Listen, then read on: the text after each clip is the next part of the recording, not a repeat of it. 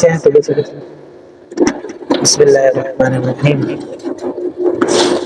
پچھلی دفعہ ہم نے قرآن مجید کی بنیادی باتوں کے بارے میں پڑھا تھا کہ قرآن مجید کسے کہتے ہیں. اس کے ساتھ تفسیر کے بارے میں تھوڑا سا پتا تھا کہ درس قرآن میں جب ہم باتیں کریں گے وہ کیا ہوں گی, اس کا کیا مطلب ہے, اور ہمیں درس قرآن کہاں سے دیکھ کر دینا چاہیے, اور آج کل جو بندے درس قرآن دے رہے ہیں ان کے مطابق ہمیں کیا ذہن رکھنا چاہیے, وہ ہم نے پچھلے دنوں میں بات کی تھی. الحمدللہ آج جو ہماری بات ہے وہ قرآن مجید کی سورۃ فاتحہ کے متعلق ہے, بلکہ سورۃ فاتحہ سے پہلے ہم اعوذ باللہ من الشیطان الرجیم اور بسم اللہ الرحمن الرحیم پڑھتے ہیں. تو میں ان کے بارے میں تھوڑا سا علم ہونا چاہیے کہ اصل میں یہ ہے کیا, اعوذ باللہ کیا ہے, بسم اللہ کیا ہے, اور یہ کتنی بڑی چیزیں ہیں. کیونکہ بعض اوقات انسان چیز کو تصور کرتا ہے اس کے الفاظ کے ساتھ کہ چیز جتنی بڑی ہوگی اس کے اتنے فضائل ہوں گے, لیکن بعض اوقات ایسا ہوتا ہے کہ چیز جتنی چھوٹی ہوتی ہے اس کے فضائل اتنے زیادہ ہوتے ہیں.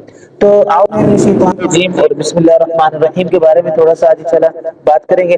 سب سے پہلی بات تو یہ ہے کہ اعوذ باللہ من الشیطان الرجیم اللہ رب العزت نے جو ہمیں قرآن مجید میں حکم دیا کہ فَإِذَا قَرَأْتَ الْقُرْآنَ فَاسْتَعِذْ بِاللَّهِ مِنَ الشَّيْطَانِ الرَّجِيمِ, جب آپ قرآن مجید کو پڑھنے لگے, قرآن مجید کی تلاوت کرنے لگے تو اللہ کی پناہ میں آ جائے کریں.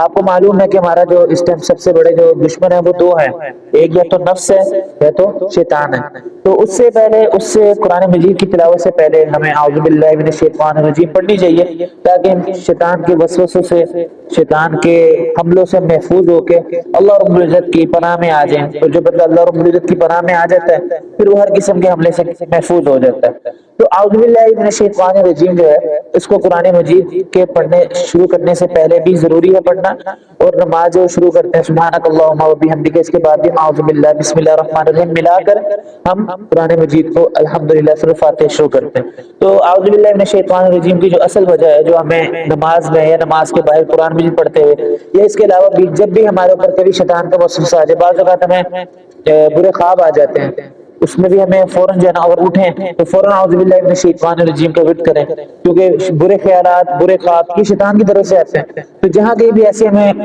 لگے کہ ہمارا دل جو ہے نا وہ بری خیالات کی طرف جا رہا ہے, بری چیزوں کی طرف جا رہا ہے, تو ہم فوراً جو ہے نا اعوذ باللہ من الشیطان الرجیم پڑھیں. اللہ رب العزت انشاءاللہ جو ہے نا ہمارے حامی اور ناصر ہوں گے. یہ اعوذ باللہ من الشیطان الرجیم کی تھوڑی سی بات کی. اس کے بعد آتا ہے بسم اللہ الرحمن الرحیم. دیکھیں بسم اللہ الرحمن الرحیم ایسی ایک منفرد قسم کی چیز ہے کہ جس کی اتنی برکات ہیں کہ کہا جاتا ہے حدیث مبارکہ میں کہ جب یہ بسم اللہ الرحمن الرحیم نازل ہوئی تو حدیث مبارکہ میں آتا ہے کہ جو سمندر تھا مفہوم یہ کہ وہ رک گیا اور جو بادل تھے وہ سائڈ پر ہو گئے. اس کے بعد اللہ رب العزت نے ارشاد فرمایا کہ کوئی بھی کام جو بسم اللہ الرحمن الرحیم پڑھ کر شروع کیا جائے گا تو اس میں ضرور برکت ڈالوں گا. اب اللہ رب العزت اتنی بڑی بات فرما رہے ہیں کہ کوئی بھی کام جو بسم اللہ الرحمن الرحیم پڑھ کر شروع کیا جائے گا تو اس میں ضرور برکت ڈالوں گا. تو یہ بسم اللہ الرحمن الرحیم کے نازل ہونے کا ایک منظر تھا. دوسری بات یہ آتی ہے کہ بسم اللہ الرحمن الرحیم نازل کیوں ہوئی, ایسی کیا وجہ بنی کہ بسم اللہ الرحمن الرحیم نازل ہوئی. دیکھیں جو مکہ میں جو مشرکین تھے جو شرک کرتے تھے, بتوں کی پوجا کرتے تھے, ان کی ایک عادت تھی. ان کی عادت یہ ہوتی تھی کہ جب بھی کسی کام کو شروع کرتے تو اپنے بتوں کا نام لیتے تھے. کوئی بھی کام شروع کرنے لگے, کہیں پر جانے لگے, یا جس طرح ان کے رسومات تھی ان کی ابتدا کرنے لگے تو وہ اپنے بتوں کا نام لے کے پکارتے تھے. جس طرح انہوں نے اپنے 360 بت مکہ میں رکھے ہوتے تھے تو وہ اس کا بت کا نام لے کر پکارتے تھے. تو ان کے مقابلے میں ہمارے لیے بسم اللہ الرحمن الرحیم نازل ہوئی کہ وہ اپنے جھوٹے معبودوں کو ہر کام کی شروع سے پہلے پکارتے ہیں, تم اپنے حقیقی معبود کو بسم اللہ الرحمن الرحیم کہہ کر پکارا کرو. تو یہ بسم اللہ الرحمن الرحیم کے نازل ہونے کی اصل وجہ. تو لہذا بسم اللہ الرحمن الرحیم کے نازل ہونے کی وجہ ہمارے سامنے آئی کہ ہم نے بسم اللہ الرحمن الرحیم کو ہر جگہ پر ہر چیز کے شروع میں پڑھنا چاہیے. میں نے آپ کو بتا دیا کہ اللہ رب العزت وعدہ کرتے ہیں کہ میں اس کے کام میں ضرور برکت دوں گا.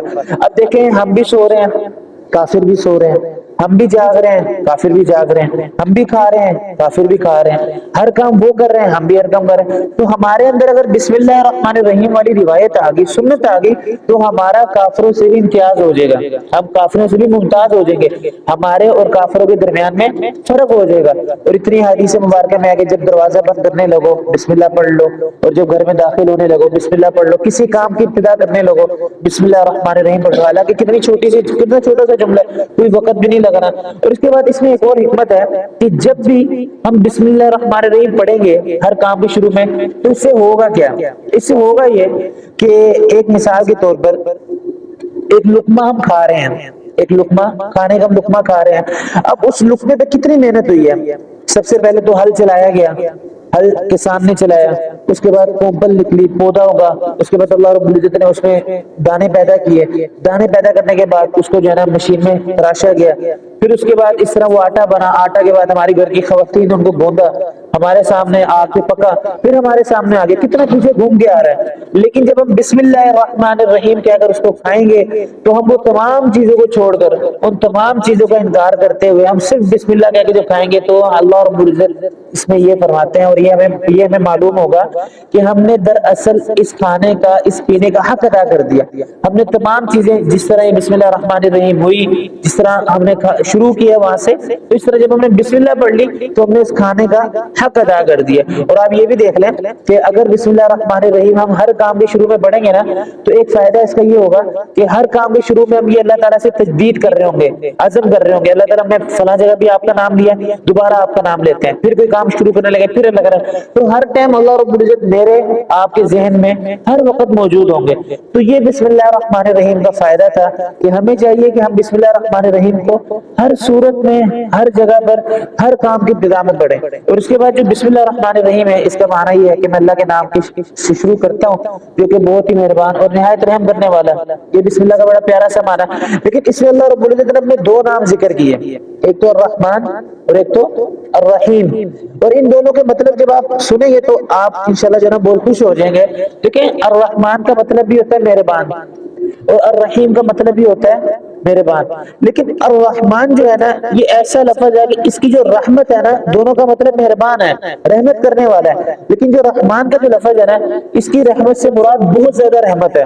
الرحیم سے زیادہ جو رحمت پائی جاتی ہے وہ لفظ رحمان میں پائی جاتی ہے. اور رحمان کی جو رحمت ہے وہ ہر شخص پر ہے اللہ تعالیٰ کی طرف سے، چاہے مسلمان ہو، چاہے کافر ہو، چاہے کرسچن ہو، چاہے یہودی ہو، چاہے عیسائی ہو. آپ دیکھ لیں آج کل کافر بھی کھا رہے ہیں، کافر بھی، حالانکہ اللہ تعالیٰ کی زمین پہ رہتے ہوئے، اللہ تعالیٰ کی نافرمانی کرتے ہوئے کسی کو حق نہیں بنتا کہ اللہ کی زمین پہ رہے. کیونکہ جس شخص نے کوئی چیز بنائی ہے اگر آپ اس چیز کو توڑیں گے، اس چیز کو خراب کریں گے تو اگر میں وہ چیز بناؤں تو میں آپ کو کبھی دوبارہ چیز دوں گا؟ کبھی بھی نہیں دوں گا. تو اللہ رب العزت کی رحمت کی وجہ سے وہ کھا رہے ہیں، پی رہے ہیں، تو یہ اللہ رب العزت کی رحمت ہے. اور یہ رحمان ہے کہ یہ رحمان کا مطلب کہ تمام چیزوں پر اللہ کی رحمت. لیکن جو رحیم ہے نا اس کی رحمت تھوڑی سی محدود، جو اللہ کے مومنین بندے، جو اللہ کو ماننے والے بندے وہ الرحیم کے آتے ہیں. الرحمان جو پوری دنیا پر جس کی رحمت، اور الرحیم جس کی رحمت تو ہے لیکن اپنے خاص بندوں پر، اپنے مسلمان بندوں پر، اپنے ماننے والے بندوں پر.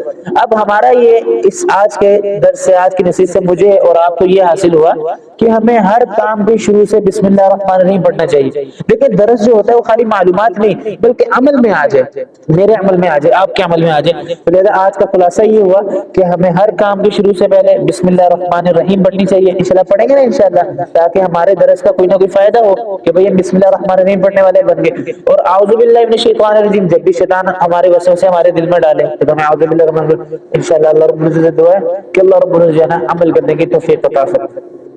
جزاک اللہ.